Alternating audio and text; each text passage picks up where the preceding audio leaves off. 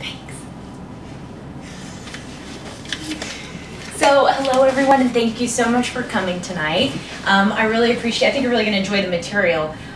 What I'm presenting to you this evening is actually a small piece of a larger presentation called Creativity for Logical Thinkers. It's offered by the Mind Gym.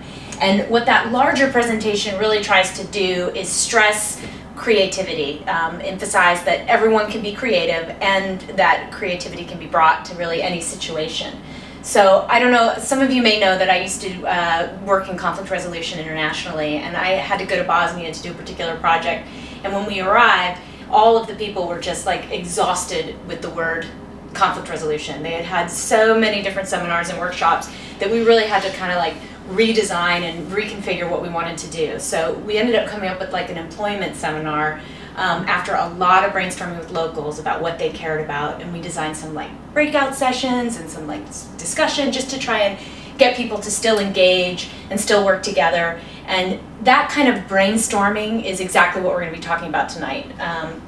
Brainstorming, like you probably think of it, is a little bit more sit down, list as many things as you can.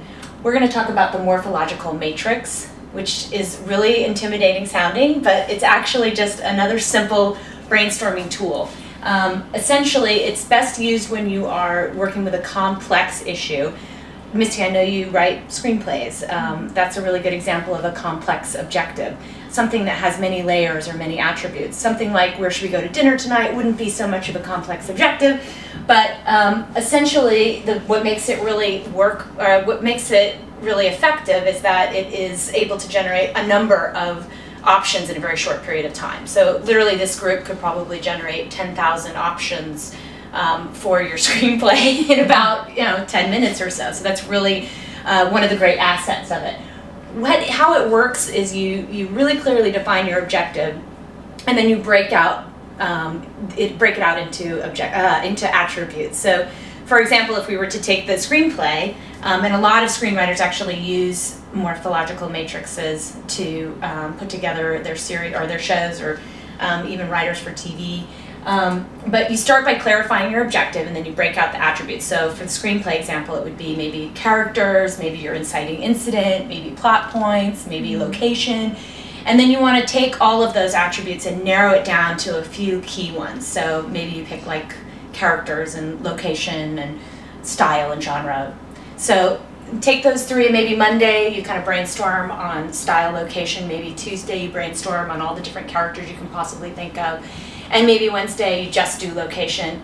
And then Thursday, what you might want to do is sit down, put them all together, and then take a look at some of the interesting combinations. When you're doing these things independently, making these lists independently of one another, sometimes you can come up with some really unique and otherwise unthought of ideas. So it's a lot easier when you see it. Let me show you one. So have any of you seen that show Famous Food on VH1? No. No? Okay. It's a bunch of hot mess celebrities that get together, and their like main objective is to put together a restaurant concept.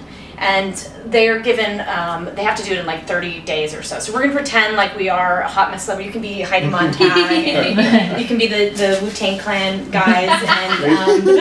And what we're going to do is we're going to send, we're first going to do like a big group brainstorm where we think of like all the attributes involved. So location, style, genre, where are we going to put this place, what kind of food are we going to serve, what kinds of entertainment will we have if we have entertainment.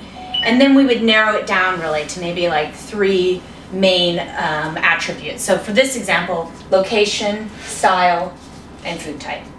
So we might send the Wu-Tang Clan off in this corner, and you guys will brainstorm, and maybe you'll come up with some crazy ideas like Mars in flight, maybe countryside. I don't know if any of you have been out to Santa Barbara, Cold Creek Tavern out there, like nestled in the woods. And we'll send Heidi and her crew off over here, and you guys can brainstorm on style. Maybe it's like singles only, or a rustic motif, or maybe it's all denim. Who knows? And then we'll send that guy from The Sopranos, we'll send over to this corner, and we'll do food type. So maybe you guys will come up with like only one dish, or Hungarian food, or everything is green. Right. So then we might bring the group back together, and we would sort of weave between these 3 columns, and we might come up with this as a final idea. We're going to open a new restaurant in the LA Union Station. It's going to feature local LA artists and have sort of an art gallery concept, and it's going to just serve one color. It's going to serve only green food. So just salads, green eggs and ham, whatever other green foods you can think of. Okay, so does this make sense to everyone? Yeah. Yeah? Does that make sense? Yeah. Okay, so let's practice it. What I want you guys to do is pick a partner. And we are going to, does everybody have a partner? What we're going to do is we're going to brainstorm on the perfect vacation for this group here to take. All of us So what are some, yes, all of us together, and your kids too. So those of you who have them, sorry. So what sort of attributes would we want to start off with? What kinds of things might we consider, which layers of this objective? What sort of weather we want?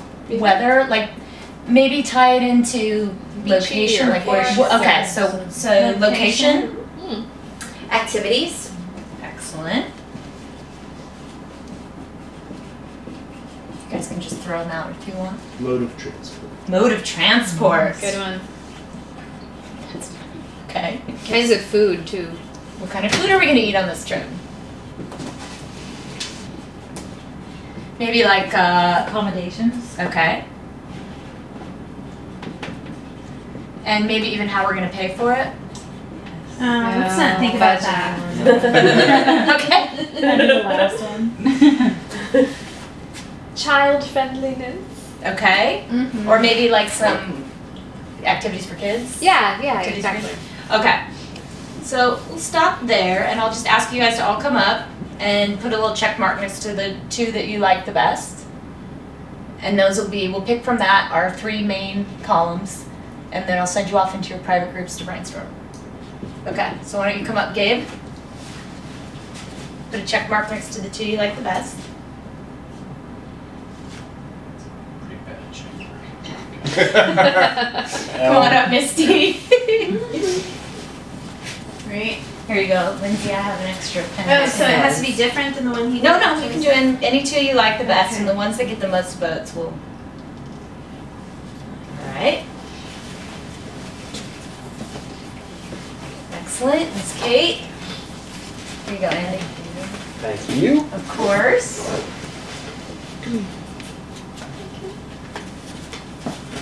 And Of all the parents, no one cares what the kids are doing, apparently. Yes, childcare is really all that's important. Activities not okay, coming. excellent. So it looks like the 2 clear winners are location, activities, and then our third is the food we're going to eat on this trip. Who checked that? Is that you, Libby? Oh, okay, great, excellent. So now grab one person from your team to come up here and get a giant piece of paper. I'm going to have you brainstorm. I'm going to set a timer up here for 5 minutes, and we're going to give you guys a chance. Let me see. There we go. Thank you. I'll set the timer, you have 5 minutes, and just think of everything you possibly can. So, Andy, why don't you start off with location? Okay. Kate and Miss Lindsay, why don't you guys do activities? All right. And since, I know Gabe's gonna have a lot, Misty's very excited. Yay, food! Food! All right, there you go. Actually, this way is good. Oh, no, we'll have to Sit down on the floor. Can you run? You saw how Yes, my this is supposed to be Payment pens ship. that won't leak through. Oh, fabulous. Okay. I couldn't even make a check yet, so I'm gonna let you do that. Oh, okay, you got it. A sunny island. Types of food for the trip. Okay, so we have How about Mexican food? no food.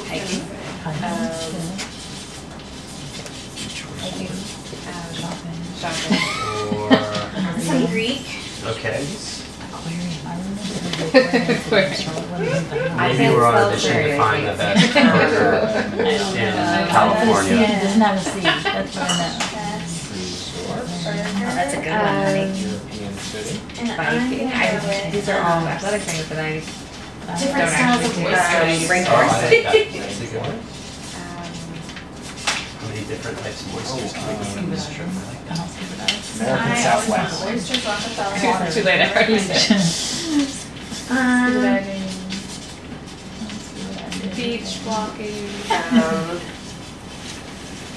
what if we were to only eat What about like taking classes? Like a Like a cooking class? no fast food? Like I was in wine. No fast food. It was a one-day wine school. really well. I say that really true. Okay, but like And then, like a theme park.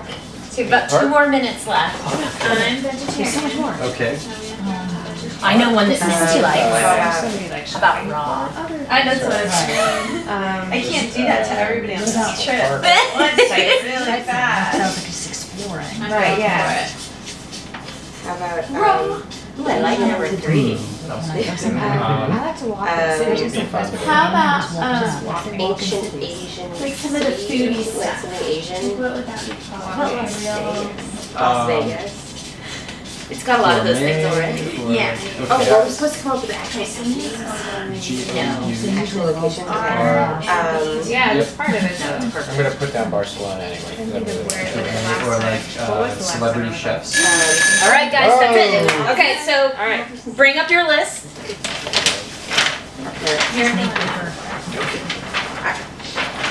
All right, where do you want to? Put yours here. So for location, Nice output there. activities. I know, good handwriting, huh? Okay. Can you, everybody see them? Let's see. It's supposed to be in There's there. a little bit. Let's see if I'll put them just a little easier to see. You want to see those? Yes. I like the Hiking, shopping, aquarium. Okay. star next to shopping. What are some of your priorities? What are some of your favorites? I mean, like mix and match and come up with your favorite combo. I like European city and walking, exploring, and no fast food. Sounds Okay. like a good trip. Yeah. What about you, Ann? I like outer space, aquarium, oysters. Mmm. Did I take yours? If you're going on to outer space with those oysters, that ought to be an interesting voyage. I hope they keep. All right, Misty. I like Barcelona, shopping, and vegetarian. Excellent. Gabe. I think I like the ancient Asian city. And, walking and exploring, and I think raw food would be fun on a trip like that. Oh, that's dangerous. Did you already say one, Andy? No, I would go for American Southwest, biking, and Mexican. Yes. And your last one, already, Kate? Yes, I am. And I was going to say beach resort and walking and also Mexican. Ooh. You like Mexican food, I don't do. you? Especially at the beach. Okay, so now that you have put together these different combinations, you understand what the morphological matrix is this something that you may use, and if so, how would you use it in your current profession or your current life? Totally. Yeah, would use it for product development. I think it would be great. I think you would put, you'd put 3 elements of your product down. So your consumer, maybe. If you're thinking really broadly, then general play patterns, and then gender. Okay. Yeah. Great. Well, probably not gender. We won't have a lot of variety there, but Yeah. still, Yeah. maybe age groups, Yeah, something like that. totally. What about you, Kate? Well, it's interesting because in the legal profession, and especially with what I'm doing now with brief writing and appellate work, and it tends to be so linear, and I think you can miss some of the,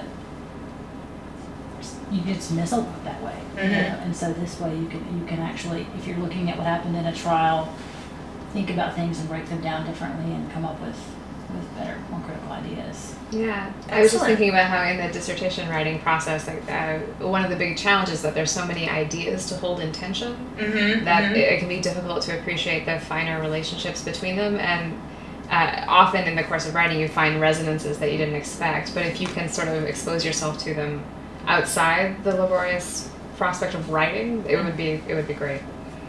What about you, Miss Misty? I absolutely loved it because my big thing is I want to stay away from cliches. I'm always trying to move past the cliche. With your writing. With my writing, yeah. And so this different styles of oysters, that came from just focusing on the food and being able to be creative just in that one area. So I absolutely loved it.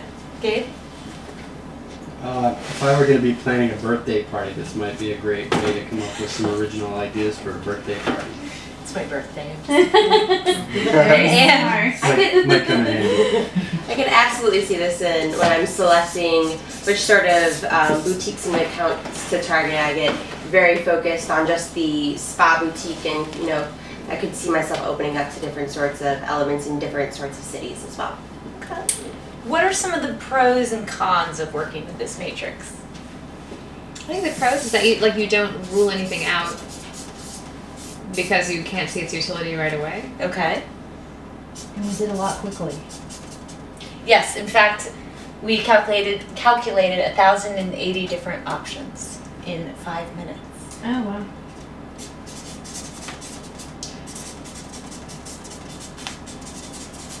Okay, cons or other pros, anyone? Originality for pros. And that's a word. I didn't feel limited. That's a pro.